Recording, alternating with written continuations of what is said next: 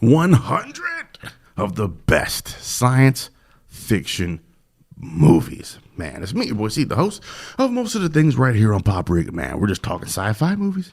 We've been talking about it all year long. All night long. Every single day this year, with the exception of one, man. We've just been talking sci-fi. I've just been slowly whittling at and nipping and chipping down the list. Starting at 100 with Flash Gordon, and we're working our way all the way up to 1. Probably Starship Troopers. Just kidding. My list is actually good. Yesterday, we talked about number 6 on the list, which was Interstellar. Chris Nolan. Just being as smug-faced Nolan as he can possibly be on film. That's what he did here with Interstellar. And it is a beautiful work of art. Oh, I love Interstellar so much. And also, like I said, man, peep out that 4K. If you've never watched Interstellar for whatever reason, man, whatever your excuse is, squash that shit immediately and prepare to be wrapped up in some good hard science, man, all throughout this, man. This is more like speculative fiction, maybe? I need Jetty to back me up on that. But yeah, it is a wonderful movie, man. If you haven't, go ahead and do yourself a favor. It's been a couple years, man. You can only gain in life by rewatching this movie. That was number 6. Today is number 5 on the list, aka number 1 that's voted by you all, the Pop Ricans, multiple times. The Empire Strikes Back. Check out this tagline. The adventure continues. C+, just a C+. Not the greatest tagline. I'll give it a C+, man. The epic saga continues as Luke Skywalker, in hopes of defeating the evil Galactic Empire, learns the ways of the Jedi from aging Master Yoda. But Darth Vader is more determined than ever to capture Luke. Meanwhile, Rebel leader Princess Leia, cocky Han Solo, Chewbacca, androids C-3PO and R2-D2 are thrown into various stages of capture, betrayal, and despair. Oh, good Lord, Empire Strikes Back. Fuck, I love this movie, man. It is my favorite Star Wars movie of all time. It seems like I and a number of like-minded people my age, back when we were younger, it was all about Return of the Jedi. And then, like, as we got older and we matured up a little bit, all of a sudden it became The Empire Strikes Back because of the original trilogy. It is the darkest with the more mature type. There's some more mature elements there towards the end of Return of the Jedi. But for some reason, man, like it's a movie where the bad guys just, like, all the goodwill that the good guys had earned from A New Hope, the bad guys just come put their fucking boots on the neck of the rebels and Empire. And like Dante says in Clerks, man, it's a series of down endings, man. Luke's hand is lopped off and Han's frozen in carbonite, man. It's just, there's nothing good. Like, you come out of Star Wars like, yeah. You come out of Empire like, man, fuck. People were coming out of Empire like they were coming out of Infinity War. And it's like, yeah, damn, that shit was bleak.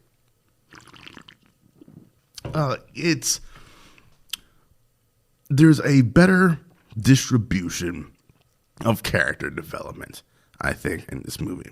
If Star Wars focuses on Luke Skywalker, I think Empire Strikes Back focuses a little bit more on Han Solo, my favorite fictional character of all time. I know that Melissa Boris has the opinion that Leia is sacrificed in this movie for more development, maybe, of Han Solo. Maybe that's what it is. Once she was sacrificed.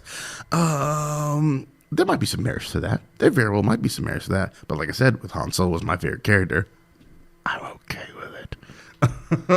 We get Lando and his main buddy Lobot. Can you guys hear the vacuum cleaner going? Let's hope not. You get Lando, first black dude in Star Wars, and he fucking stabs him in the back, man. It still kind of sits some kind of way with me, but Billy D. Williams is so damn smooth. It does such a cool job. This motherfucker runs a city that floats in the clouds. How dope is that? We get Boba Fett for the first time in this movie. And you know Boba Fett's going to be the wildness when Vader stops right in front of him, points at him and says, "No disintegrations." And you're like, okay, this motherfucker's a killer, a hired contract killer. I love everything about Boba Fett. I don't care what you say. Yes, the design is dope as shit. His 3 minutes on screen are dope as shit. He outwits Han Solo. That's dope as shit, man. I love everything about Boba Fett, man. I love everything about this movie. We get the introduction of Yoda. We get a more deeper understanding of what the Force is. Like coming out of Star Wars, we're just like, is this dope shit where maybe you can like predict where laser blasts are going to be. And, Ben Kenobi like moves an object or two with his mind, or, he does the, you don't need to see their IDs or whatever. A little bit of mind control in there, but we get a deeper understanding of what Yoda or what the Force is, thanks to Yoda's training of Luke.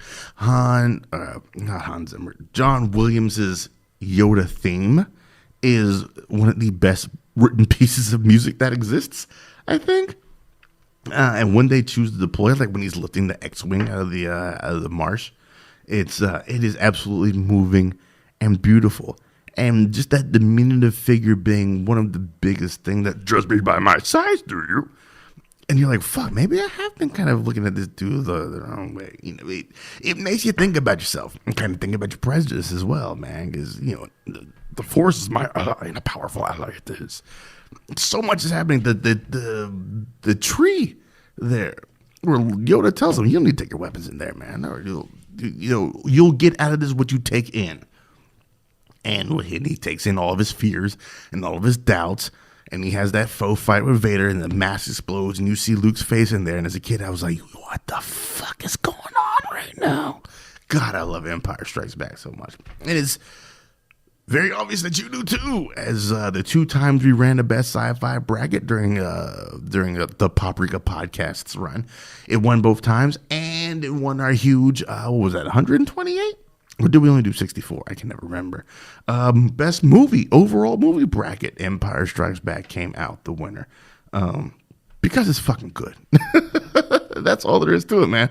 We'll be back in 24 of the hours that keep this bad boy on rolling. We're up in the top 5 now. What's 4 gonna be? Stay tuned, man, on Paprika.